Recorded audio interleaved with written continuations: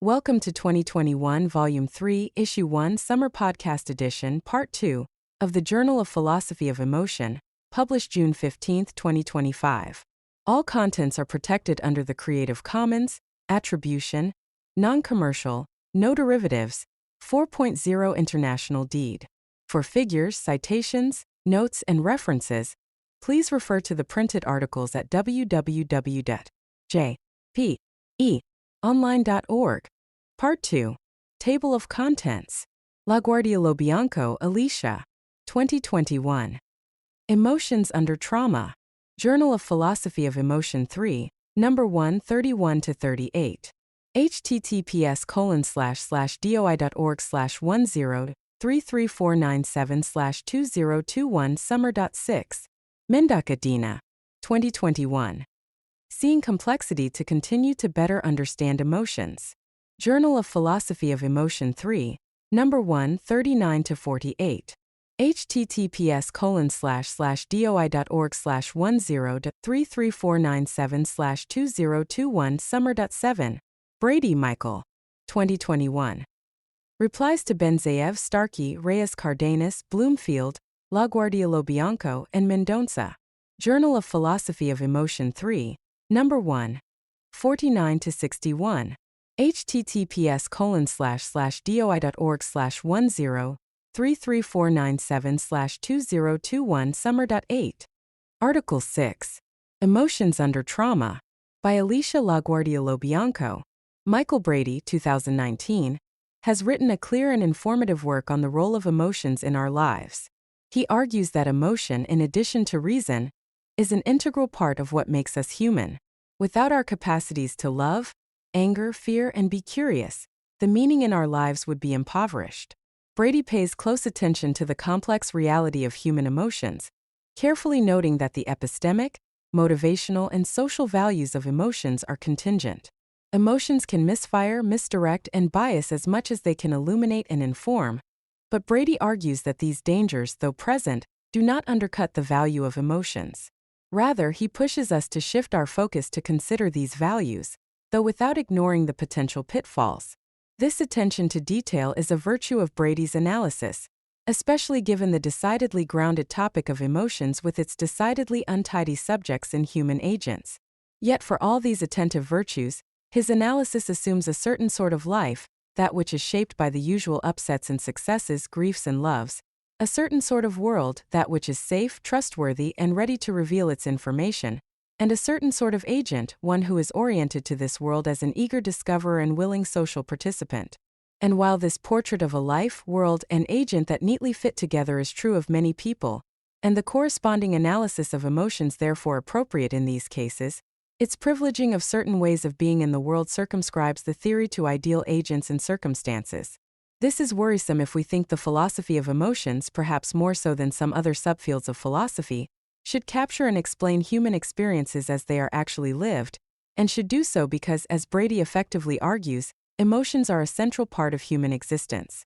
If a theory of emotions purports to give us some insight into our lives, then it would behoove us to consider emotions in real, messy, tragic, imperfect, self-destructive, and uncertain lives, not just those lives in which all the pieces seem to fit into place. My criticism of Brady's work is thus not with the mechanics of his theory or his normative conclusions about emotions, which I largely agree with, nor is my aim to nitpick his cases with counterexamples. Rather, I'm concerned with the implicit assumptions in his approach and the incomplete view of emotions they yield. I will try to make this case by focusing on the function, dysfunction, and value of emotions in one all too common but non-ideal condition: traumatic experiences and their fallout. Suffering real or threatened harm, especially, though not exclusively, from other agents, in the form of acute attacks or prolonged abusive treatment, Herman 1992-1997, can deeply shape an agent's emotional orientation to the world as well as what information is salient to her, what she values, and what motivates her. And it does so by design. The characteristic emotional responses to trauma are not deviant in one important sense. Hypervigilance, fear, distrust in others, quickness to anger, for instance, are adaptive responses to a real threat or attack, though paradoxically, it is just these emotional responses that are also destructive. Under trauma, the world has lashed out and caused damage, and the agent has responded appropriately. Therefore, I think we should resist a temptation to dismiss cases of trauma as pathological outliers. Rather, we should understand traumatic responses as another way of being in the world, a painful, difficult way of being that requires address, but nonetheless a legitimate and valid way that an agent makes sense of her life and relates to the world. And this means we should take seriously the way that trauma changes the landscape of emotions for these agents. In what follows, I'll apply parts of Brady's analysis of the value of emotions to traumatic experiences, and try to show how this both interrupts and expands his view. I'll argue that looking at how trauma shapes the emotional profile of survivors complicates the role of emotions in our lives, not only by providing additional ways to understand the value of emotions, but also by suggesting that we have to look at an agent's circumstances, especially adverse, non-ideal circumstances, in order to articulate the function and potential values of certain emotions. I'll focus on two parts of Brady's analysis: the epistemic value of emotions as motivation to seek reasons, and the role of emotions in cultivating intellectual virtues. I aim not to undermine Brady's view, but instead to tell a more complicated story about the role of emotions in our lives. Emotions and motivation. Brady argues that emotions have practical value as motivational forces. When we feel remorse, it motivates us to redress our wrongs. When we feel anger at injustice, we are moved to intervene or resist. Brady 2019, pages 94 to 98. We are pulled to action in order to escape the negative feeling of these emotions and to enjoy its relief, and emotions are often more powerful in this capacity than an inert rational judgment. Brady writes that these emotions seem vital in the lives of creatures like us. Those who are unable to feel emotions like remorse and guilt and shame will find it very difficult to live and function and flourish in normal human society. 2019, page 97. He goes on to consider how one would try to go through the motions of an apology without remorse, and how ineffective this would be. So, a lack of these emotions would be a significant loss. By a similar token, certain emotions have an epistemic value in motivating the search for reasons. Brady argues that they do this by virtue of attentional persistence. We tend to remain fixed on our guilt, shame, or jealousy, no matter how hard we try to shake it. 2019, page 58. And this attention can motivate reflection on the objects of our emotions, thereby enabling us to discover reasons which bear on the accuracy of our initial emotional appraisals. In other words, emotions can motivate the search for and discovery of reasons, and in so doing can help to bring about a more accurate judgment as to whether emotional appearance matches evaluative reality. Brady 2019, page 58. So one's nagging fear of house spiders can lead one to investigate the reason for this fear, and to realize there is nothing, in fact, dangerous about these spiders. One's initial appraisal was incorrect. Though I'm sympathetic to this analysis, I'm worried that it privileges a world and an agent that are undistorted by traumatic settings. Under trauma, emotions can give survivors exactly the wrong information that reinforces a traumatic response, and crucially, they do so by that very function which, under normal circumstances, facilitates knowledge. Consider the typical emotional profile of someone who is coping with a traumatic event, for instance, someone living under abusive conditions. A characteristic symptom of abusive victimization is feelings of guilt and self-blame for that abuse. Survivors adapt to a distorted moral environment in which they are told they are the cause of the abuse they suffer. The abuser's word is God and thus cannot be wrong. To make sense of the abuse, survivors often resort to confabulation, convinced that they must have done something wrong. Spear 2020. And all this can very clearly lead to strong, pervasive feelings of guilt and self-blame that are utterly unwarranted. The issue here is not that emotions can misfire and sometimes give us the wrong information, as Brady acknowledges. Rather, the issue is that part of the systematic harm of relational violence is that it distorts part of a survivor's emotional system so that it no longer functions as it should. Certain emotions can no longer reliably give correct knowledge in certain areas. Emotional sensors have been damaged by abuse and weaponized against the survivor. I think this idea actually supports Brady's argument for the value of emotions. Like a neuroscientist who discovers the function of some part of the brain by noting what ability is lost when it is damaged, recognizing how adverse conditions systematically distort the function of emotions puts the value of emotions under healthy conditions into relief. Seeing how emotions go wrong reinforces their importance when they go right. But this picture is even more complicated.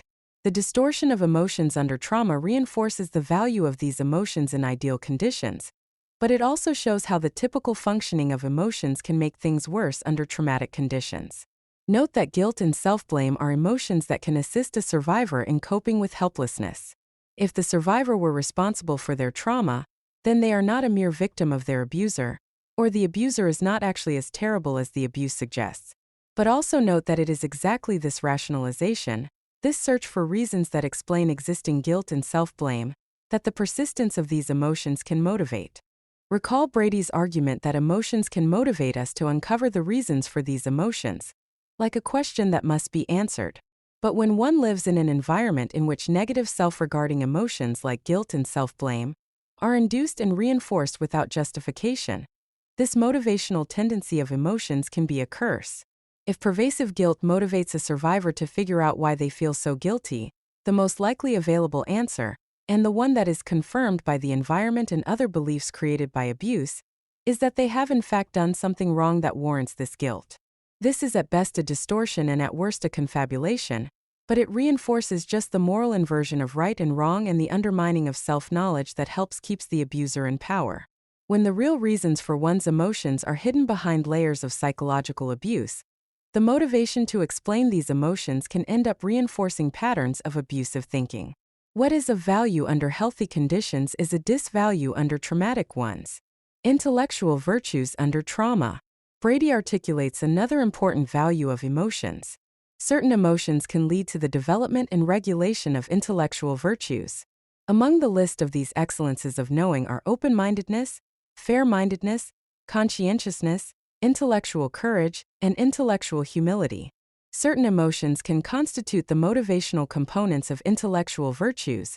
Brady 2019, page 64. Brady's paradigm example is curiosity. A disposition towards curiosity can lead us to seek out novel and interesting information. In other words, curiosity can motivate open-mindedness, and motivate it better than the judgment that some bit of information is worthwhile. Again, I want to suggest that these virtues presume a safe environment and untraumatized agent, and that the landscape of intellectual virtues changes under trauma. In order to do this, I will use Lisa Tessman's 2005 framework of burden virtues. In the conclusion of her book, Burden Virtues, Virtue Ethics for Liberatory Struggles, Tessman categorizes different types of what she calls burden virtues, that is, a trait exhibited under non-ideal, adverse conditions which carries a cost, but can still be praiseworthy. 2005, page 167. The first type is a virtue that would be straightforwardly conducive to flourishing under ideal conditions, but which becomes taxing under non-ideal conditions. It allows the bearer to act as well as they can under actual conditions, but not without attendant remorse or regret. Tessman 2005, page 163. Call this type 1 burden virtue. A second type of burden virtue is only tenuously labeled a virtue by Tessman. This is a trait that allows for the best kind of life possible under adverse conditions, though this life is not a flourishing one. Call this type 2 burden virtue.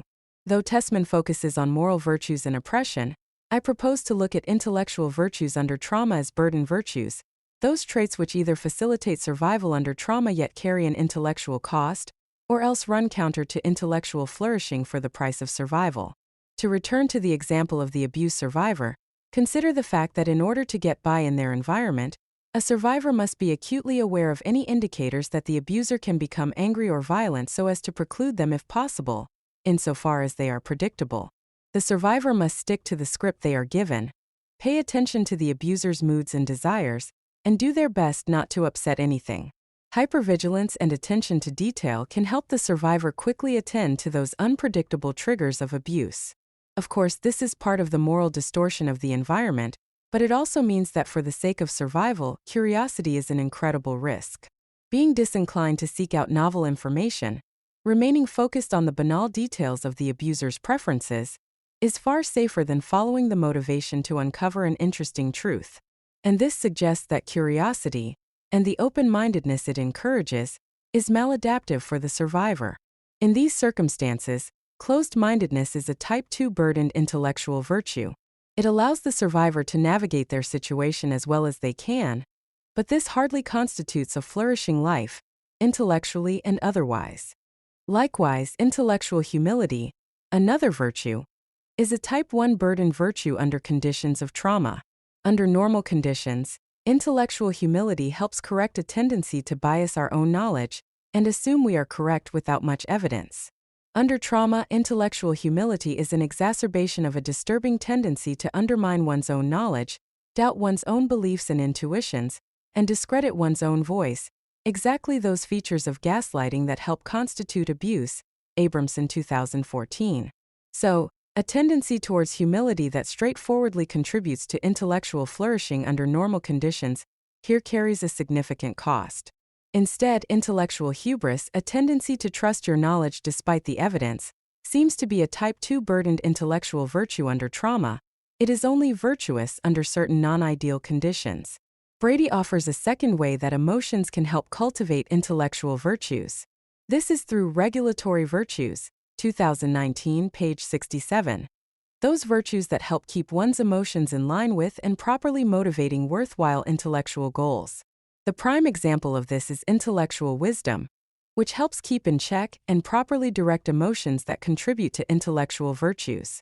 So, the intellectually wise person knows which topics and subjects and questions merit investigation, inquiry, and understanding, and is someone whose epistemic emotions are guided and regulated by this kind of evaluative knowledge. The wise person also knows when to stop inquiring and investigating. She knows when the level of knowledge and understanding she has attained is enough, relative to the topic or question at hand. Brady 2019, page 67 to 68. Intellectual wisdom thus helps one be more intellectually virtuous overall. Now, consider the regulatory virtue of intellectual wisdom for a trauma survivor. They will know which minutiae to inquire into when attempting to set up a predictable environment, when to stop investigating their abuser's actions, when to defer to their abuser against their own self-knowledge, when safety demands a retreat into self-doubt. An intellectually wise trauma survivor will have ample tools to negotiate their surroundings as well as they can, yet this hardly constitutes an intellectually flourishing life and, crucially, it makes them a less intellectually virtuous agent overall, understood in terms of non-adverse conditions. For outside these constrained circumstances, the survivor is cultivating a host of intellectual vices, which indeed is another way to understand type 2 burden virtues. These would be straightforward vices under ideal conditions. For a trauma survivor, having intellectual virtues, understood under ideal conditions, is risky, as these virtues can potentially run counter to the aims of survival. And while this does not mean the agent who is merely surviving is flourishing, it does mean that under conditions of trauma, the emotions that facilitate the development of intellectual virtues, and the virtues themselves, are actually maladaptive, and thus may make one's life go less well in the immediate circumstance. All this suggests, perhaps controversially, that we can't ignore or take for granted an agent's circumstances when thinking about virtue. Rather, the conditions of the world an agent lives in, ideal or otherwise, must be considered before we can determine which traits are virtuous for that agent. Conclusion. Though I've focused on trauma and interpersonal abuse here, these are not the only adverse conditions that can change the value of emotions, and for which intellectual virtues come out differently. Oppression, Tessman's focus, is another paradigm case, since oppressed agents are often safer when intellectually deferring to privileged authorities, or at least incur a cost for failing to defer, for one instance. And this suggests that to fully articulate the roles and values of emotions and their connections to intellectual virtue in our human lives, we should pay close attention to the type of environment an agent is in, and how she has learned to respond to that environment, and then investigate her emotions. I hope to have contributed to this goal by augmenting Brady's analysis, even in a small way. Article 7. Seeing Complexity to Continue to Better Understand Emotions. By Dina Mendonça. Michael S. Brady's book, Emotion, The Basics, 2019, provides an overview of the field of philosophy of emotions while raising awareness about the intrinsic complexity of the issues in emotion research. One of the illuminating conclusions of the book is pointing out how emotions provide the solution to an emotional problem, Brady 2019, page 54, showing that any conception of emotion, in any theoretical framework, is itself the test to its overall proposal. that is, whatever conception of emotion is presented, it must be able to critically justify its own theory and at the same time solve specific problems of emotion theory. For example, arguing for a conception of emotion which has various distinctive elements that work together and enable emotions to do a variety of things provides a more adequate interpretation of how a great variety of emotional processes occur. Brady 2019, pages 9, 40, 89, 108, 152. Accordingly, Brady's proposal solves the problem of emotion's ambiguous epistemic role, Brady 2019-40, because it explains that emotions can motivate the search for and discovery of reasons, and in so doing can help to bring about a more accurate judgment as to whether emotional appearance matches evaluative reality, Brady 2019, page 58. This is what ultimately explains how to overcome the apparent contradiction of emotion's epistemological role of being sometimes the source of bias, and at other times the guarantee of certainty, Goldie 2004, page 249, by showing that emotions are linked to attention and salience, and this is also what guides people to search for reasons that confirm or deny emotional information. Thus, the book highlights how emotion research is inevitably tied to specific philosophical assumptions, offering an important theoretical demand to evaluate emotion research by examining specific underlying philosophical assumptions. In order to unfold this theoretical richness of the book, 3 issues will serve as examples.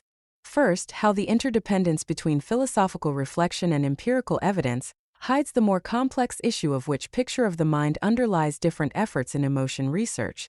Second, how examples of emotions given in the literature are tied to specific theoretical frameworks that reinforce specific conceptual interconnections at the cost of others. And finally, how pain provides a rich gateway to further reflect on the insightful topic on how emotions are connected to sensations, Bodice and Smith 2020. The underlying conception of the mind. Concerning the first issue, the philosophical discussion is inevitably linked to the vast empirical literature on emotion that has continuously increased since it began in experimental psychology, Gendron and Barrett 2009, and later taken up by neuroscientists like Antonio Damasio 1994, Joseph Ledoux 1998, and Jake Panksepp 1998. There is a sense in which philosophers are always hoping that their speculations are proven right by empirical research, as a decisive way to overcome the philosophical disagreements and debates. However, the empirical evidence does not guarantee a sure victory to any theoretical proposal, and often does not do much more than to help divide the field. This was already identified in the 1980s by Amelie Oxenberg-Rorty in her paper, From Passions to Emotions and Sentiments, Rorty 1982, page 172, and remains true nowadays. The reason for this state of affairs lies in how it is not always clear what the arbitrating theory-neutral facts could be. When read fully and sympathetically, each robust theory comes complete with its own sustaining facts, Rorty 1982, page 172. This means that the disputes between the different theories end up being tied to how the phenomenon is initially described. No doubt, this is in part due to how no theory is able to capture the whole domain of the nature of emotions, and as Brady argues, the only viable way out for this lack of completeness is to accept that each different theory will capture a certain range of emotions, and is correct only in light of a specific limited domain of emotion experience. Brady, 2019, pages 35 to 36. However, there is another aspect of this theoretical obstacle, namely that the conceptual take on emotions is given by a certain conceptual topology within the mind. That is, part of the reason why there are several different theories of emotions is tied to the way there are different pictures of how they are conceived in the mind and in relation to the self, Rorty 1982, page 161. Amelie Rorty explains how the conception of the mind and that of the emotions changed during the period from Descartes to Rousseau. She describes that the standard procedure of philosophers in giving an account of the mind often began by critically exposing the work of their predecessor as something of a disaster of a technical nature, Rorty 1982, page 160, which then created the space to give their own proposed version. Often, these philosophers, such as Descartes and Hume, subsequently proceeded to explain emotional processes. They had to revise their initial accounts of the mind and its powers, Rorty 1982, page 161. According to Rorty, in this historical process, emotions stopped being only brute forces from physical states that needed to be controlled or suppressed, and became also a constitutive part of human beings. After this transformation, emotions are no longer just disruptions but, instead, also count as motives for actions and guides for morality. Of course, this is just a small part of how the concept of emotion makes for a long and complicated history. Scarantino and D'Souza 2021, page 6. And Rorty's diagnosis is an historical evaluation that helps to further explain why the term emotion was only scientifically and systematically studied after the mid-19th century. Dixon 2012, page 338. See also Dixon 2003. Solomon 2008 is cited in Scarantino and D'Souza 2021, page 6. The general outcome is that emotions are conceptualized in two different ways. First, sometimes emotions appear as something overwhelming to the subjects who experience them, in the face of which only rationality can guarantee justice. And second, emotions appear as allies of justice and reason when the virtue of justice can become the sense of justice, its operations assured by benevolent social passions rather than by rationality. Rorty 1982. Pages 159 to 160. Rorty points out that what makes emotions especially insightful and able to provide a diagnosis for proposals of a conception of the mind is that they are found in that no man's land where theories create the experiences they describe, and yet also in that area where there are constraints. Rorty 1982, page 171. Emotions are conceived as having a certain place in the topography of the mind. Scarantino and D'Souza 2021, pages 1 to 2, and accepted as part of the mind. According to Rorty's historical diagnosis, this means that when philosophers further analyze emotions, they identify that emotional processes interfere with the underlying description of the mind, and consequently integrate them as part of the conditions of the functioning of the mind. Rorty 1982. According to Amelie Rorty, this theoretical consequence is still present in contemporary proposals for emotion theories. Rorty 1982, pages 171 to 172. That is, the contemporary philosophical work focuses on various roles of emotions in the functioning of the mind, and when one philosopher revives this or that aspect of their role in the mind and in life, focusing on this or that apparent theory and neutral facts, it appears that disputes between such theories are reproduced as disputes that can be straightened out by a little terminological hygiene. Rorty 1982, page 172. However, given that the problem lies deeper in the historical inheritance, and no complete genealogy can be offered, there are always other possibilities that complicate the theoretical suggestions given by how the philosophical history with its babble of conflicting tongues remains alive and intact within us. Rorty 1982, page 172, making communication among theorists of different philosophical schools virtually impossible. One important consequence of recognizing this historical picture is disclosing that empirical research is also based on philosophical commitments, which are adopted with various degrees of consciousness, from researchers in a variety of different research fields. Thus, there is another explanation for the well-recognized contemporary plurality of emotion theories. Brady 2019, D'Souza and Scarantino 2018, Griffiths and Scarantino 2009, suggesting that the emotional landscape of plural theoretical proposals may very well be not a shortcoming of our contemporary theories impossible to be overcome, but a diagnosis of the inadequate underlying theories of mind present in philosophy and all other fields of expertise that research on emotion. Though Brady identifies the culprit as the wide range of things that are covered by the term emotion, Brady 2019, page 13, the problem may be also brought about by the underlying philosophical heritage and its undiagnosed confusion. Biased examples of emotion. The second issue that reveals the richness of emotion research for further reflection concerns how the examples of emotion given by the different theories tendentiously format the reflection about emotions in general. As Brady well explains, the theoretical term emotion refers to an ample range of phenomena within the emotional landscape. Brady 2019, page 13. The term emotion includes at one extreme automatic bodily reaction as bodily disgust, some kinds of fear, anger, and surprise, and at the opposite extreme more complex emotions such as schadenfreude, compassion, remorse, and pride. There are two consequences of the inevitable choice of examples within this wide amplitude of meaning. First, the theoretical proposals select examples of emotions that reinforce their own project and privilege specific descriptions of emotion. Second, the wide amplitude of the term makes any attempt to fix a taxonomy of theories of emotion difficult to attain. though the muddy terrain is ultimately given by the way these two consequences cannot be completely set apart.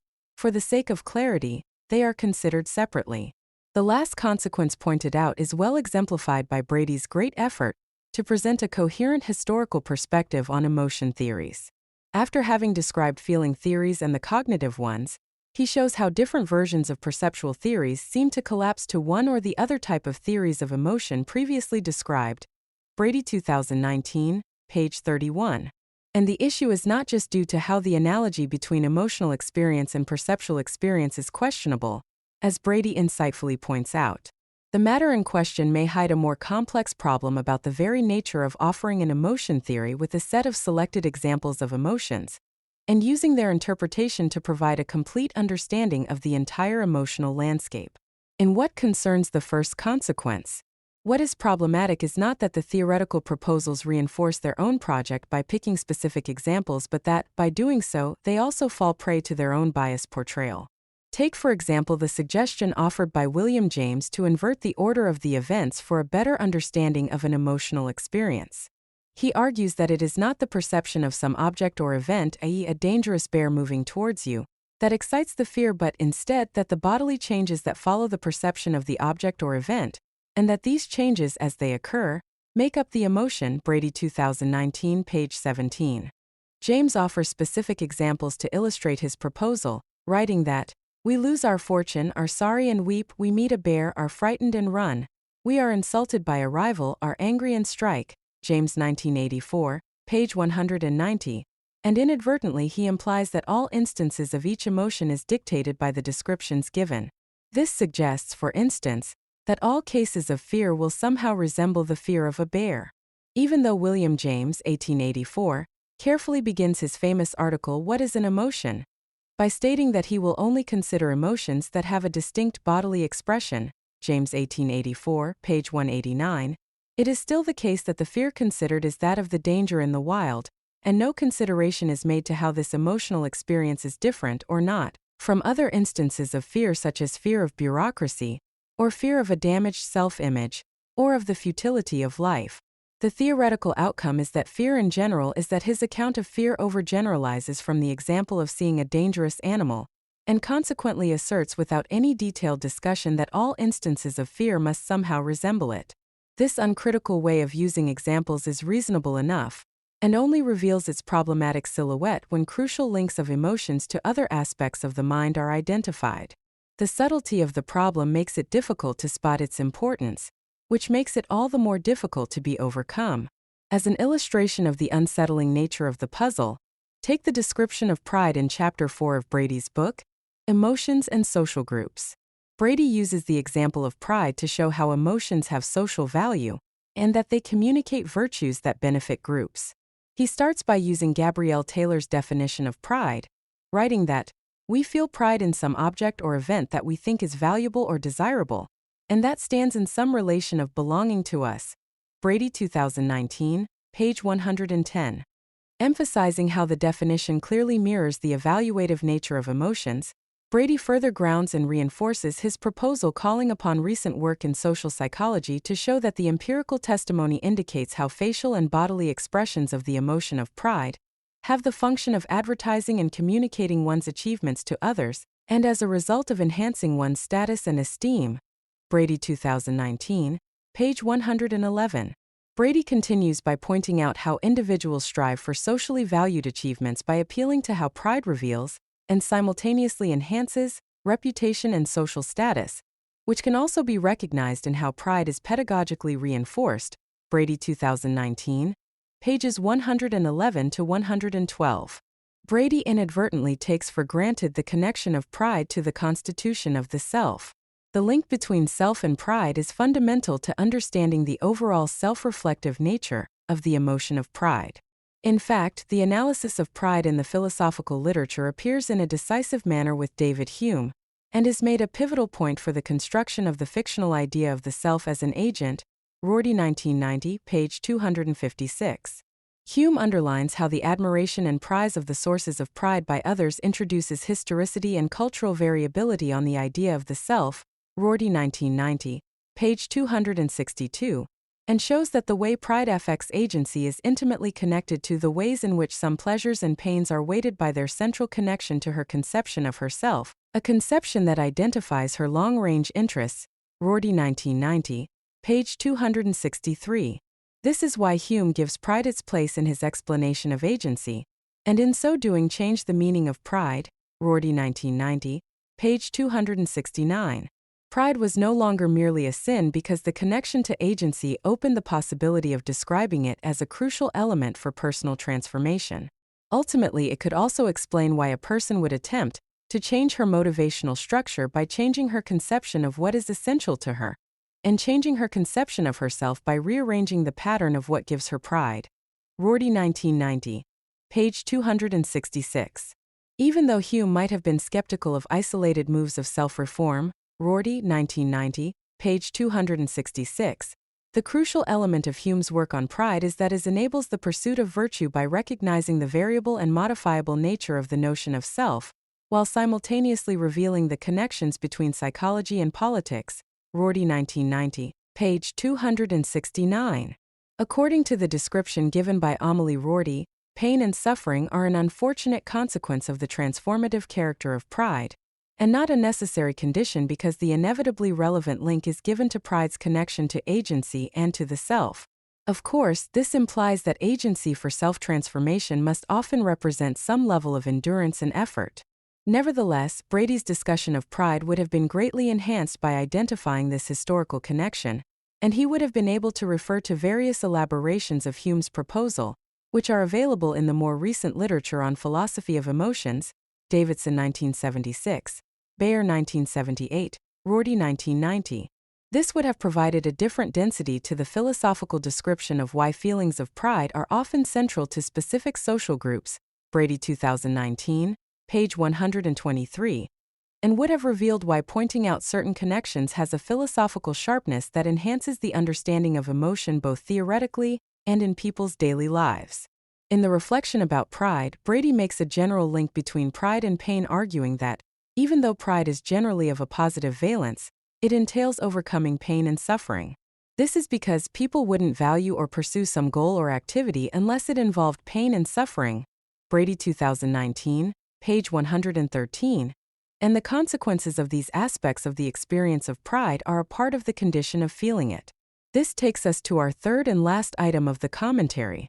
Emphasizing how the definition clearly mirrors the evaluative nature of emotions, Brady further grounds and reinforces his proposal, calling upon recent work in social psychology to show that the empirical testimony indicates how facial and bodily expressions of the emotion of pride have the function of advertising and communicating one's achievements to others, and as a result of enhancing one's status and esteem. Brady 2019, page 111.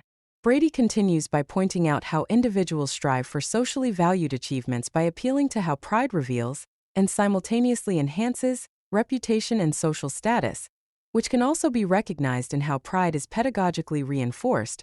Brady 2019, pages 111 to 112. Brady inadvertently takes for granted the connection of pride to the constitution of the self. The link between self and pride is fundamental to understanding the overall self-reflective nature of the emotion of pride. In fact, the analysis of pride in the philosophical literature appears in a decisive manner with David Hume, and is made a pivotal point for the construction of the fictional idea of the self as an agent. Rorty 1990, page 256. Hume underlines how the admiration and prize of the sources of pride by others introduces historicity and cultural variability on the idea of the self. Rorty 1990, page 262. And shows that the way pride affects agency is intimately connected to the ways in which some pleasures and pains are weighted by their central connection to her conception of herself, a conception that identifies her long-range interests. Rorty 1990, page 263. This is why Hume gives pride its place in his explanation of agency, and in so doing changed the meaning of pride. Rorty 1990, page 269. Pride was no longer merely a sin because the connection to agency opened the possibility of describing it as a crucial element for personal transformation. Ultimately, it could also explain why a person would attempt to change her motivational structure by changing her conception of what is essential to her, and changing her conception of herself by rearranging the pattern of what gives her pride. Rorty 1990. Page 266. Even though Hume might have been skeptical of isolated moves of self-reform, Rorty 1990, page 266, the crucial element of Hume's work on pride is that it enables the pursuit of virtue by recognizing the variable and modifiable nature of the notion of self, while simultaneously revealing the connections between psychology and politics. Rorty 1990, page 269. According to the description given by Amélie Rorty, pain and suffering are an unfortunate consequence of the transformative character of pride, and not a necessary condition because the inevitably relevant link is given to pride's connection to agency and to the self. Of course, this implies that agency for self-transformation must often represent some level of endurance and effort. Nevertheless, Brady's discussion of pride would have been greatly enhanced by identifying this historical connection, and he would have been able to refer to various elaborations of Hume's proposal, which are available in the more recent literature on philosophy of emotions, Davidson 1976, Bayer 1978, Rorty 1990. This would have provided a different density to the philosophical description of why feelings of pride are often central to specific social groups, Brady 2019, page 123, and would have revealed why pointing out certain connections has a philosophical sharpness that enhances the understanding of emotion both theoretically and in people's daily lives. In the reflection about pride, Brady makes a general link between pride and pain, arguing that, even though pride is generally of a positive valence, it entails overcoming pain and suffering. This is because people wouldn't value or pursue some goal or activity unless it involved pain and suffering. Brady 2019, page 113. And the consequences of these aspects of the experience of pride are a part of the condition of feeling it. This takes us to our third and last item of the commentary. Pain and emotion.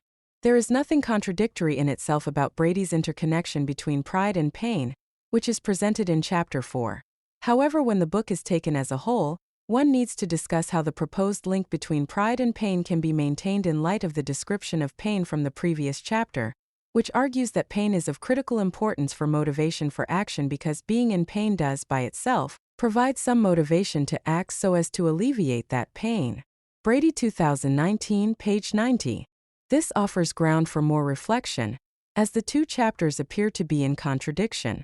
In the third chapter, Brady presents pain as a feeling that cannot be termed an emotion, except metaphorically, Brady 2019, page 16, which is crucial for the understanding of emotions' motivation story. Brady argues that emotions move us in much the same way that pains move us, Brady 2019, page 89, because just as the way people are motivated to avoid and overcome pain, the unpleasantness of remorse persists, normally up to and until we behave appropriately and make adequate apologies and reparations, Brady 2019, page 96. Yet, this description of pain seems to go against the description of how people look for difficult and painful experiences to be proud of their achievements in the fourth chapter. This gives the overall book project a theoretical tension to be resolved. In addition, it raises further and more complicated questions. Is it the case that people look for certain types of pain because it can, in the long term, grant them the experience of pride? Are people making a point of making their pains transparent and public to be able to subsequently feel pride? Does this pedagogical reinforcement encourage mimicking pain for the process of learning to be more rewarding? What happens when their pain and effort is not recognized? The tensions and problems identified are best understood as a sign of the richness of pain for the enlightenment of emotion theory, given that the scientific study of pain, one of the most controversial areas in neuroscience, is rife with philosophical problems, Aditi and Guzaldir 2002, page 266. Consequently, many issues regarding the connection of emotion with pain are still in need of philosophical reflection. For example, there is no philosophical account of why the desensitization to our own or to other people's pain tends to lead to an overall blunting of emotional sensitivity, Koch 2014, page 222.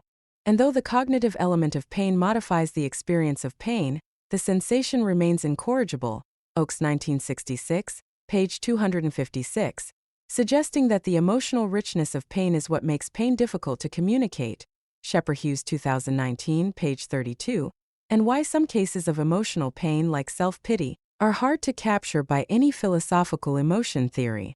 There are many more thought-provoking topics, such as the way the book takes up again and again the need to rethink the relationship between reason and emotion, for as Bernard Williams writes, it would be a kind of insanity never to experience sentiments. And it would be an insane concept of rationality which insisted that a rational person never would. Williams 1981, page 29. When Brady explains how emotions are important because they undermine or short-circuit our reasoning and reflection, Brady 2019, page 2, he adds an unquestionable contribution to reinforce how emotion research gives rise to a reconceptualization of rationality, Mendonça and Sagua 2019, page 122. I hope that my commentary has made the reader curious to read the book, and contributed to enhancing how Brady shows that these issues are inevitably connected to questions such as, how do we do philosophy? How do philosophers think about the nature of emotion? How can philosophy helps us to understand this part of our experience, and indeed anything at all? Brady 2019, page 8. Article 8. Replies to Benzeev, Starkey, Reyes Cardenas, Bloomfield, LaGuardia Lobianco, and Mendonça. By Michael Brady. Response to Aaron Benzeev. Benzeev identifies two main worries with my view in his generous and typically erudite and rigorous commentary.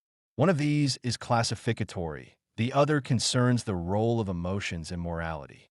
Both are important and raise very interesting points for me to think about and for further investigation on my part, and I am grateful to Benzeev for encouraging me to do so. Components and theories. Benzeev highlights worries with both my identification of the components of emotion and the categorization of theories of emotion. He's right to do so. With respect to the former, I agree that more things might be explicitly included here, such as memory and imagination, and also that some of the categories appear to overlap.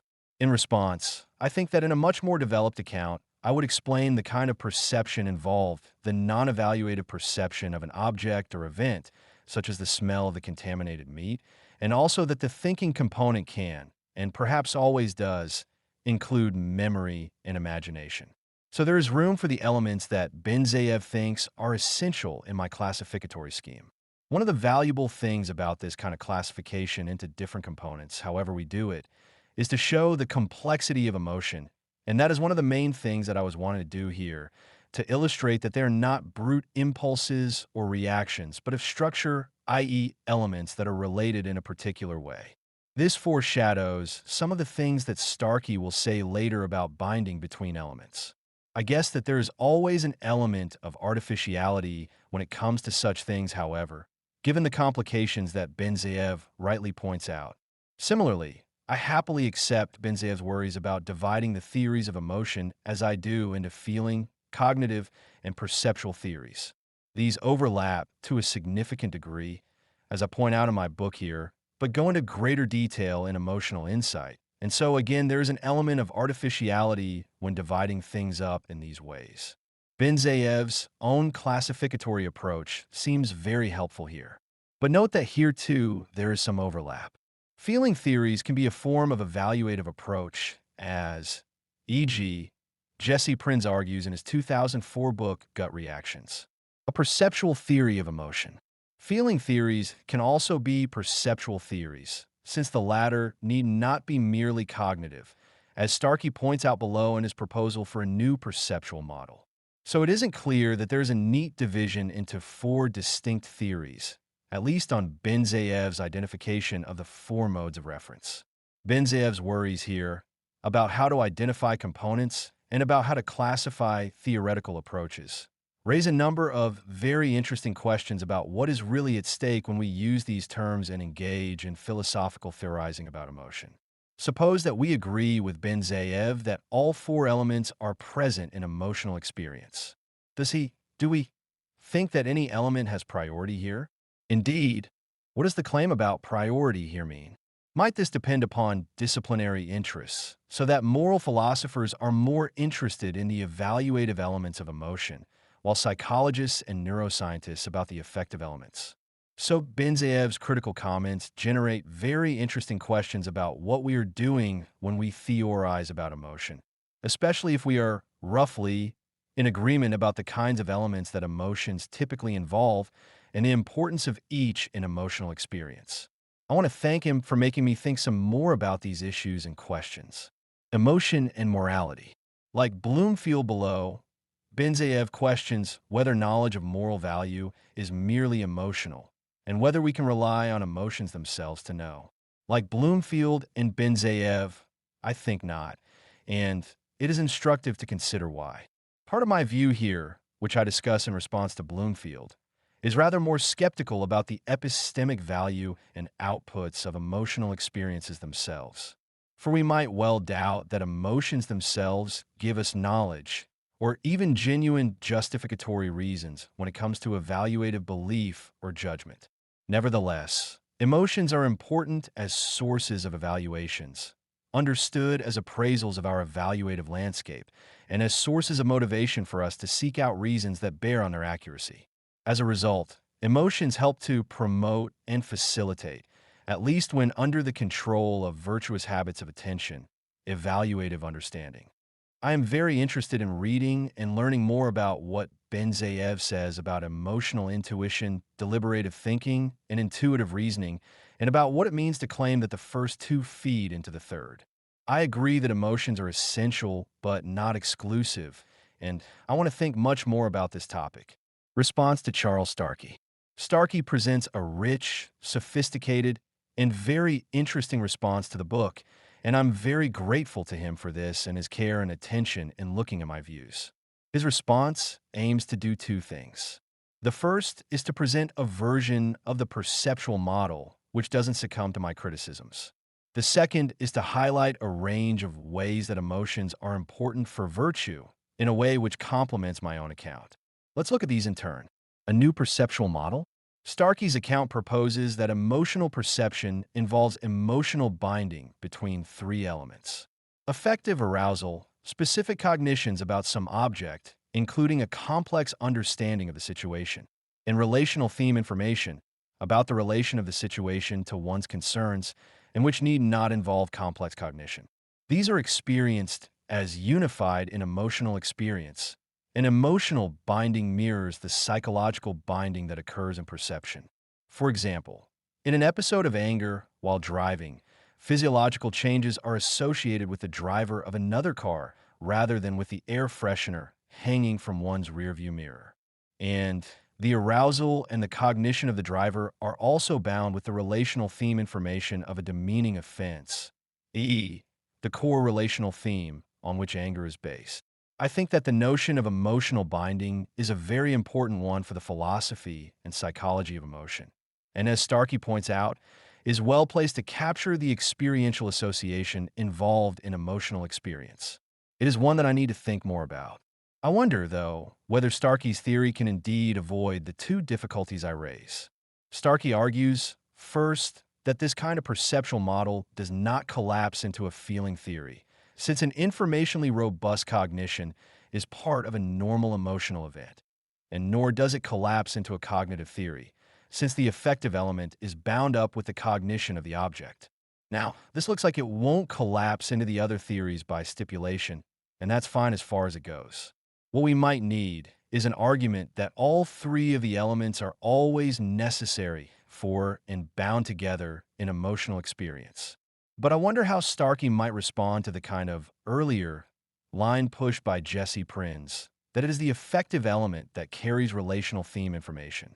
Is there any advantage of Starkey's account over a more parsimonious perceptual model? I'm less convinced by Starkey's attempt to avoid the second worry.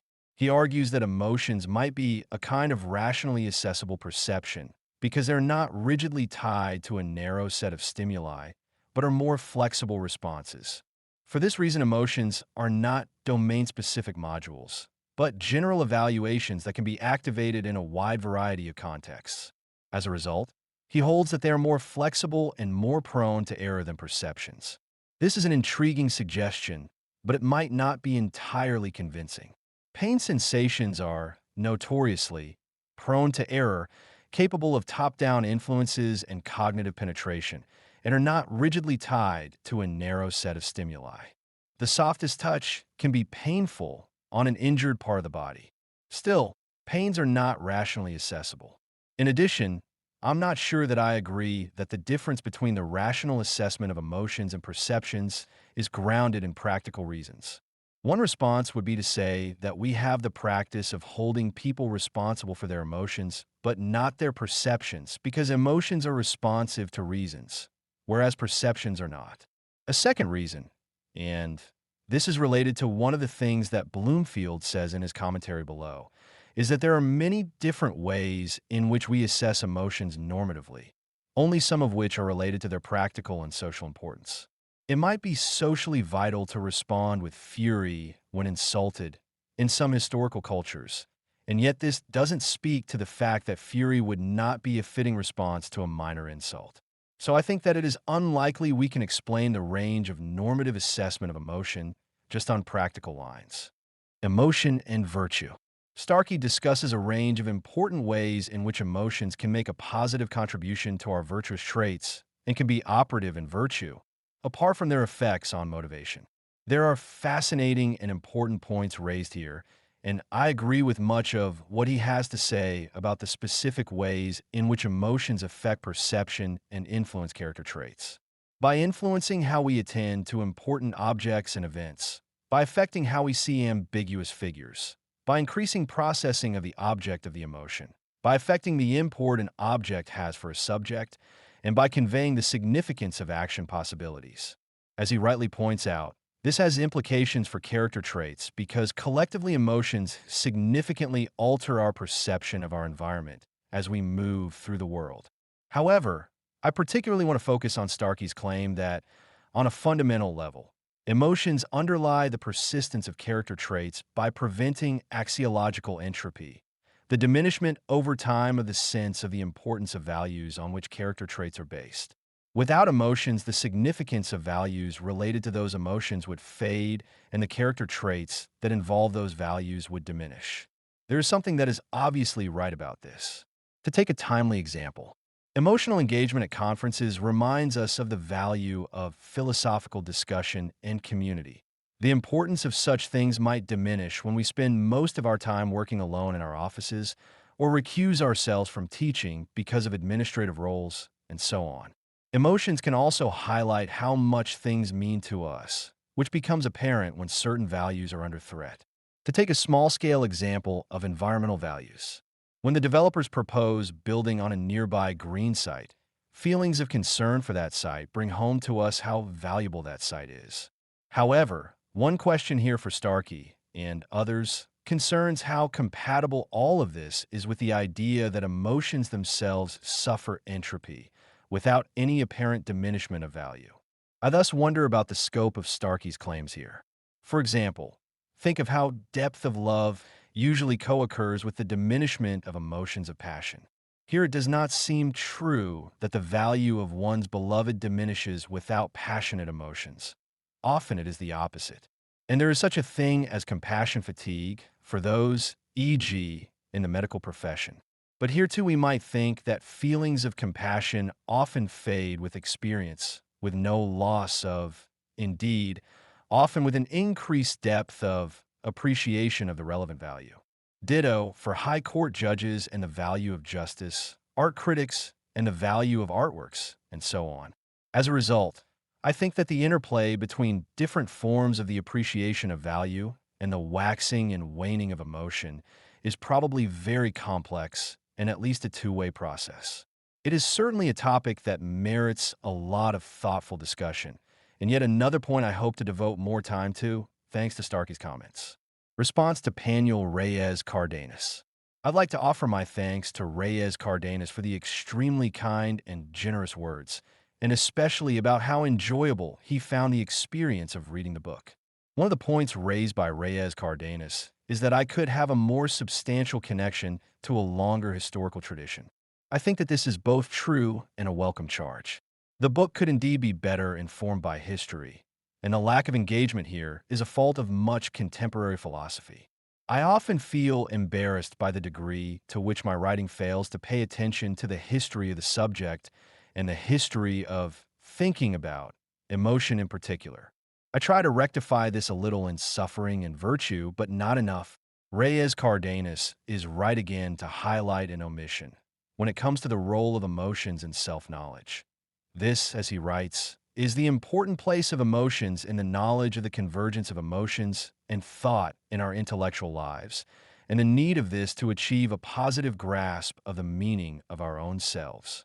As it happens, I think that negative emotions, and especially forms of suffering, often play a central role in enabling us to find meaning in our lives. This seems especially true when we consider negative emotions that occur in illness or at the end of life. The book would have benefited from a deeper discussion about this and about the inward turn to knowledge and understanding of oneself that Reyes Cardenas emphasizes. Likewise, Reyes Cardenas is right to think that more attention could have been paid to the role of emotions in the formation of a moral conscience and how vital this is in our lives. I might do well to consider, should there be a second edition of the book, where an account of emotion and conscience would fit in the account of moral development that I do give. So Reyes Cardenas' remarks here will stimulate me to do some reading on this historical tradition and deepen my understanding here. Equally, his remarks on William James and the epistemic role that passions and affections have are food for considerably more thought on a Jamesian model than I have given the topic thus far. Perhaps Reyes Cardenas' greatest worry concerns a lack of clarity in my discussions of the role that emotion has in metaethics, and the danger that what I say here, or don't say clearly enough, might support dichotomous thinking about emotion and reason, rather than, as I've tried to do throughout the book, undermine such thinking. I suspect the worry here is that in dismissing emotivist/sentimentalist approaches, I buy into the view of emotion that such approaches embody, and that this is a view in which emotion is opposed to reason. I guess even Hume doesn't think this is the case, only that moral distinctions are not grounded in reason, but in passion or desire. This raises the possibility, to which I think Reyes Cardenas might be sympathetic, that more sophisticated versions of expressivism might acknowledge the central role that emotion plays in our rational lives. Consider the sophisticated, rational, sentimentalist accounts developed by Justin Darms and Daniel Jacobson, for one prominent example. But I'm happy to accept that my relatively quick move through metaethical possibilities might well cause worries of this sort. Again, something I would hope to address in another edition of the book. Response to Paul Bloomfield. Bloomfield raises a host of very interesting points in his detailed, generous, and subtle response. At the same time, he puts pressure on various aspects of my positive account of the value of emotion with respect to our knowing, our acting, and our virtue. He has my gratitude for all of this.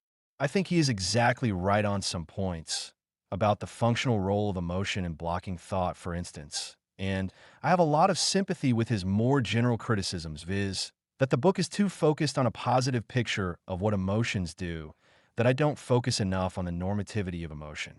But as I'll explain, I'm not sure we differ too much on some central issues about the epistemic and motivational benefits that emotion can bring. In what follows, I want to address some of the central places where we differ and offer a number of tentative responses. Emotions we'd be better off without. Bloomfield rightly points out that there are many negative emotions that I don't discuss, and that we would be better off without. Ugly emotions which all humans would always be better off without. Apathy, hopelessness, despair, dread, loneliness, bitterness, spite, greed, jealousy, covetousness, vindictiveness, vengefulness, arrogance, condescension, hubris, wrath, malice, and the granddaddy of all negative emotions, hate. Now later on, when discussing LaGuardia Lobianco's comments, and the notion of emotion and virtue in non-ideal circumstances, we'll encounter some emotional responses that might typically be seen as bad and as non-conducive to flourishing, and yet which might be virtuous in some circumstances. Hypervigilance, hubris, anger, cynicism, distrustfulness can all serve us extremely well when, e.g., we are oppressed or suffering from illness and have to cope. And it is possible at least that arrogance and bitterness might be amongst these. So one option here is to say that we can always identify non-ideal circumstances in which some humans wouldn't be worse off as a result of these. But a second point is to highlight the fact that many/all of these are chronic or malfunctioning types of genuinely helpful and valuable emotions. Think of dread as an extension of fear when things are truly dreadful. What is true is that all humans would be better off without having to face truly dreadful things, without this implying that there's something wrong intrinsically with feeling dread. And wouldn't this be fitting when things are truly dreadful? Similarly with lonesomeness, it can be utterly miserable to be without someone, and lonesomeness brings this home to us. But it's not clear that it is lonesomeness that is something we would be better off without, as opposed to the situation in which we are alone. Clearly, we'd be better off without that being so. In any case, isn't it the price that we have to pay as a part of a suite of relevant responses for having attachments in the first place? By the same token, arrogance stems from a surfeit of pride and is to this extent problematic.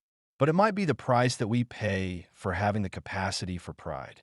So I'm not entirely sure that these cases of negative emotions identify particular distinct emotion types that we would be better off without. Emotions are much less helpful and reliable than I suggest. Bloomfield is certainly right to highlight the many ways in which we can be too emotional to the detriment of our believing and acting. He writes, emotions and passions, strong and uncontrolled as they are, typically distort perception and judgment and only rarely lead to a deep, veridic, and insightful understanding of the world. He is also right that it is rare that the virtuous person relies on emotions alone in their judging and acting, and that reliable emotional reactions, suitable for providing epistemic and moral justification, are more rare than it is typically assumed. But I'm not sure that we disagree on any really substantial issue here. For I also think that emotions alone do not suffice for justification.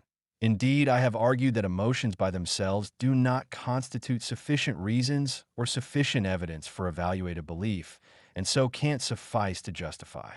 In typical cases, we seek out reasons and considerations that bear on the evaluative situation that emotion presents to us. It's only when we can't seek out the reasons and considerations, when we have nothing else to go on, that we put our trust only in our emotion, this being better than nothing. What I disagree with Bloomfield about, I suspect, is the extent to which emotions are epistemically helpful, if not sufficient, for our believing and acting. And here I genuinely do want to be positive. For think of how inquiry, believing, or acting would go if people were non-emotional. Thomas Reid makes the point nicely. We need some degree of curiosity, or emotion more broadly, to fix attention and come to consider judgment. Similarly, with the motivational story, feelings of compassion are surely central to genuinely compassionate behavior, and indeed motivate such behavior, even though we need reason and reflection to tell us what the behavior is to determine the right kind of response to the circumstances. So I agree that emotion is not sufficient for the justification of action and belief, but it is often at the heart of the story that we do tell. Is curiosity an emotion? I certainly think that it has certain features that are characteristic of an emotion in terms of components. It also comes in episodic, state, and trait forms. I might, for instance, be intensely curious about the note she passed to him, or curious for some time about who committed the crime. Or it could be true of me that I'm a curious person. Now Bloomfield thinks curiosity is an intellectual desire, like lust is a carnal desire. I guess this depends on how much we think a particular kind of evaluation of the interesting, the curious, is bound up with curiosity. I think, and psychologists like Paul Sylvia, 2006, agree that curiosity has a certain kind of appraisal structure that seems missing from mere intellectual desire, i.e., an urge to find out for the sake of finding out. That kind of desire seems itself too coarse-grained, too indiscriminate. So the need to respect the evaluative structure of curiosity suggests to me that it is an emotion. Can emotions tell us about value? Bloomfield also questions any quick move from the claim that emotions give us information about what we value to information about what is valuable. The former does not involve any implication of objective or stance-independent value, of course, since, as he rightly points out, You might find someone charming, and I might find them annoying, and for exactly the same features. Now, one quick response is that in some cases, the distance between what we value and what is valuable is rather modest or small. The charming might be one example. The amusing might be another. Likewise, there might well be values that depend upon our relations and yet seem objective. Cases of agent relative value might be like this.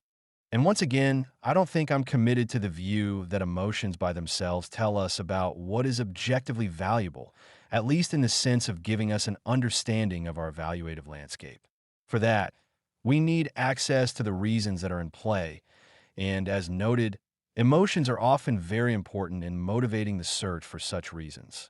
A more positive claim is that emotions raise the question of what is valuable for us and also confirm our evaluative stances. Think of how fragile our evaluative view might be without emotional support, something that Thomas Reid also emphasizes. So, without emotion, we might not have access to the possibility of some things being valuable. And without emotion, we might not have a safe and secure judgment that something is valuable. Even if emotions don't suffice for evaluative knowledge, they're nevertheless very important for it. What role do emotions play for the virtuous? Bloomfield argues that virtuous people are guided by virtues rather than emotions. The virtuous have trained themselves to be virtuously motivated and are guided by emotion only if they have no better decision procedure. Indeed, he suggests that emotions complete virtuous thought rather than guide it. Now, I think that part of the training that the virtuous undergo is training of emotion, to be emotionally moved in the right kind of way. Perhaps the emotions of such trained people then are background, ready to kick in should something go awry. Think of the fear experienced by a novice versus an experienced driver. I also think that feelings of love and compassion are genuinely motivational in the virtuous person, rather than merely completist, such that they act with and out of feeling. This raises a worry with Bloomfield's view that emotions complete rather than guide virtuous behavior, if we think that certain forms of virtuous behavior express emotion. Compassion again seems prominent here, but also think of forms of love. So I think that emotions play more of a role in virtuous behavior than Bloomfield does. Still, the fact that each one of these points is important and merits a lot of further discussion, added to the fact that nothing I say here will do much to settle any disputes between us, are evidence of the depth and quality of Bloomfield's responses. I am very grateful to him for them and look forward to discussing these and other issues with him on future occasions. Response to Alicia LaGuardia-Lobianco. LaGuardia-Lobianco writes that my analysis assumes a certain sort of life, that which is shaped by the usual upsets and successes, griefs and loves, a certain sort of world, that which is safe, trustworthy, and ready to reveal its information, and a certain sort of agent, one who is oriented to this world as an eager discoverer and willing social participant. But in so doing, my account circumscribes the theory to ideal agents and circumstances. This is worrisome if we think the philosophy of emotions, perhaps more so than some other subfields of philosophy, should capture and explain human experiences as they are actually lived. An important, unfortunate aspect of lives as they are actually lived is that they commonly involve non-ideal conditions. To make this point, LaGuardia-Lobianco focuses on traumatic experiences and their fallout. What LaGuardia-Lobianco does in her fascinating response is to look at how trauma complicates, challenges, and expands my account of the value of emotion. This is interesting and impressive philosophy, and I'm very grateful to LaGuardia-Lobianco for her care and consideration in her comments. Now I agree with LaGuardia-Lobianco that the focus is primarily on the positive, and here her views line up nicely with Bloomfield's. But while Bloomfield is skeptical about the reliability of emotion and the extent to which it is typically helpful for believing, acting, and virtue, LaGuardia-Lobianco's point is that my book has too narrow a focus. And what we need is to consider how emotions function in a broader range of circumstances. As it happens, this worry mirrors something that Ian James Kidd has raised about my recent book Suffering and Virtue in a paper titled Suffering, Vulnerability, and Vices MS, in which he takes me to task, in a nice way, because I focus too much on what suffering can do in the promotion of virtue and not what it can do and actually does in the promotion of vice. And like LaGuardia Lobianco, Kidd considers the possibility that appropriate responses in non-ideal circumstances, responses we have a good pragmatic reason to have, are not responses that would promote our flourishing and look rather far from virtues. I think that LaGuardia Lobianco is right to highlight the fact that emotions which have significant value in relatively ideal circumstances, curiosity, pride, humility, and the general emotional tendency to motivate the search for reasons, can be disastrous for those in abusive relationships or in conditions of political and other forms of oppression. So emotions that can help to bring about epistemic, motivational, and social goods, and which can facilitate the development of intellectual virtue, can lead to significant disvalue in non-ideal circumstances, and when they are functioning as they typically do. What the traumatized person needs to rely on, in many instances, are the kinds of traits that either come at a significant cost or run counter to the flourishing of the person. They need, in other words, what Lisa Tessman calls burden virtues. Interestingly, I think that the account of emotion and virtue I favor can accommodate these points in a way that suggests that my account need not be as oriented to the ideal as LaGuardia Lobianco proposes. To see this, I might emphasize the fact, and more so than I did in the book, that emotions can play their positive roles and hence contribute towards other goods only under certain conditions. But when they do, they might be viewed as forms of or akin to faculty virtues. The notion of a faculty virtue was introduced into the philosophical lexicon by Ernest Sosa, 1991. On his view, a faculty is defined as the ability or power to attain certain accomplishments.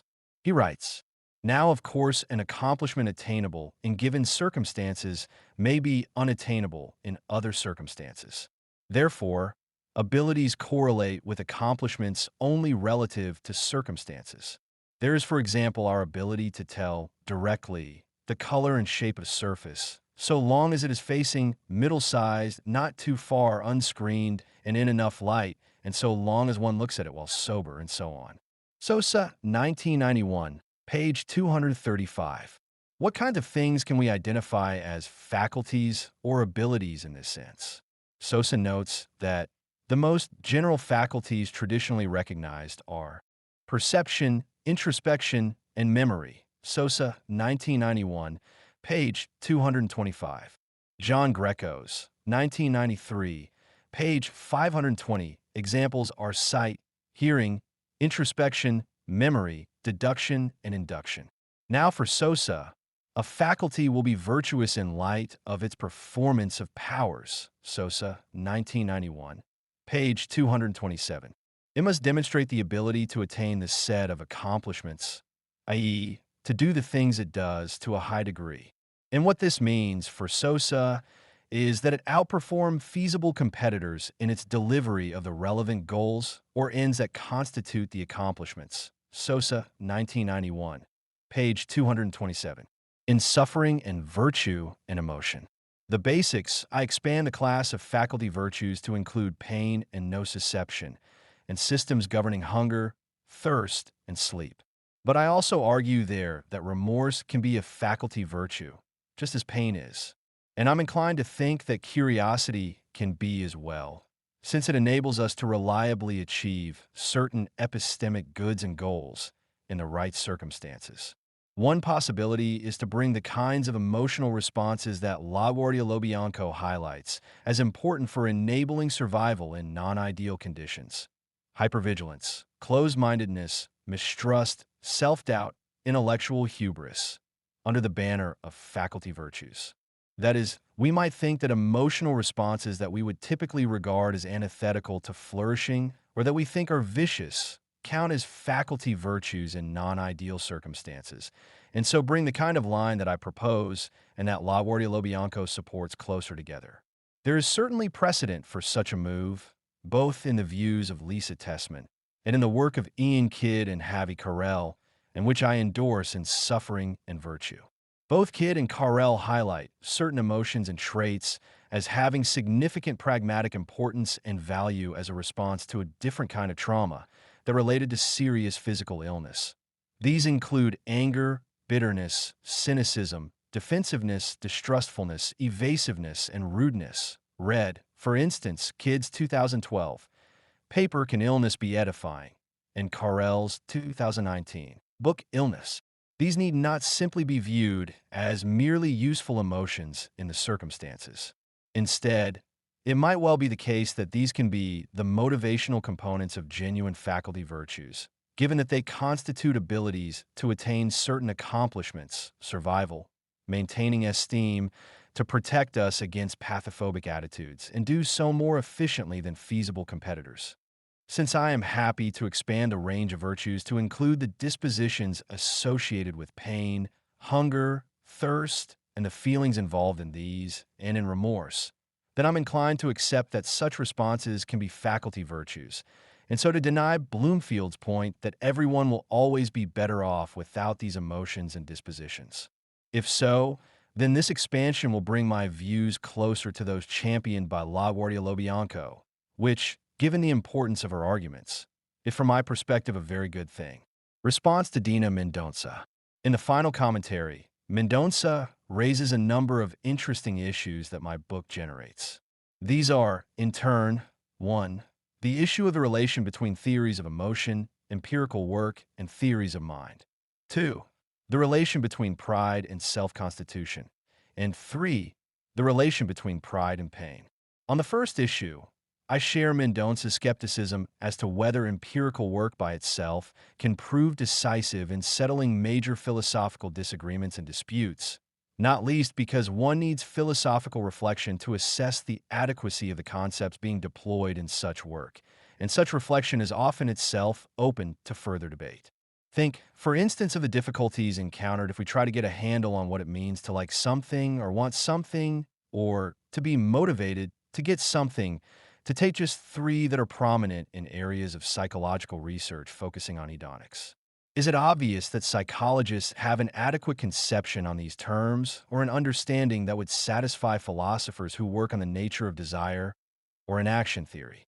Nevertheless, it seems clear to me that empirical work has a clear bearing on the directions in which philosophical thinking and progress can go. Witness, for instance, the importance of the phenomenon of pain asymbolia for philosophical questions about what pain is. Prior to empirical discoveries about asymbolia, it was a philosophical given, or a platitude, that pains are necessarily painful. Asymbolia cast doubt upon this idea, and in a way that has led to philosophical progress. Or so, at least it seems to me. I am not entirely convinced, however, by Mendonça's suggestion, inspired by Amélie Rorty, that different theories of emotion seem to reflect different theories or pictures of mind. Although clearly, developments in philosophy of mind can have a bearing on our theorizing about emotions. But there is not enough space here to delve deeper into this particular issue, fascinating though it is. On the second issue, Mendonça is right to suggest that a deeper understanding of pride and its importance would have emerged if I had looked at the literature that she cites, which elaborates Hume's proposal. The same is true of many other writings and traditions on pride, contemporary and historical. However, in addition to limits of space when writing a book of this kind, there are limits imposed by the point I was trying to make by looking at pride, which was to provide an illustration of the communicative value that expressions of pride can have. There is, of course, much more that pride can do. By the same token, I could have illustrated emotions' communicative value by looking at other emotions as well, given that many emotions have recognizable facial expressions, and that these can, in certain circumstances, serve important group needs. So depth and detail and explanation when writing about pride here was limited by at least 2 factors. In a longer work, I would hope to be able to do pride justice, in part by tackling some of the ideas and traditions that Mendonça cites. On the third issue, Mendonça thinks that there might be some tension between my account of pride, the thought that sometimes we intentionally engage in activities which are painful because this enables us to communicate our virtue to others, and the claim that pain provides a model for how feelings motivate us. On that latter account, presented in Chapter 3, I argue that unpleasant feelings have an important motivational force, And this is true for both negative emotions and pains. It is important that they have such force in helping us to do what we usually have good reason to do. Mendonça thinks that this runs counter to the idea that people are sometimes moved intentionally to do difficult and arduous things. I think that Mendonça is right to note a potential tension here. But I think that it is one that we can overcome by paying attention to the motivational force that pains can have the first order, so to speak, and the higher order attractions that we can have towards pains. This phenomenon of ambivalence is familiar from other experiences. When we are scared and tempted to not go on a roller coaster, but strongly desire both this ambivalent feeling and the thrill of being on a roller coaster. Here we both desire not to take the ride and also want, at a higher level, the experience of excitement and thrill that is partly consequent upon the fear that we feel. So too with pain, which provides some motivation to stop whatever it is that we are doing, but which can also be desired from a higher level, and where the object of the desire is an experience that has pain at its heart. To illustrate, think of the common experience of wanting to eat food that is so spicy that it hurts. The pain of the spicy food provides some motivation to stop eating, but the pleasure we get from the endorphin rush from experiencing something which is painful motivates us to keep on eating. So I think that there is tension here, but no worrying conflict or contradiction. There are a lot of other interesting points that Mendonça raises and which merit a longer and more detailed response. But I am grateful to her for her comments and for the opportunity to address those that I could in this space. This marks the end of the 2021, Volume 3, Issue 1 Summer Podcast edition of the Journal of Philosophy of Emotion. Please join us again for our next podcast edition of the Journal of Philosophy of Emotion.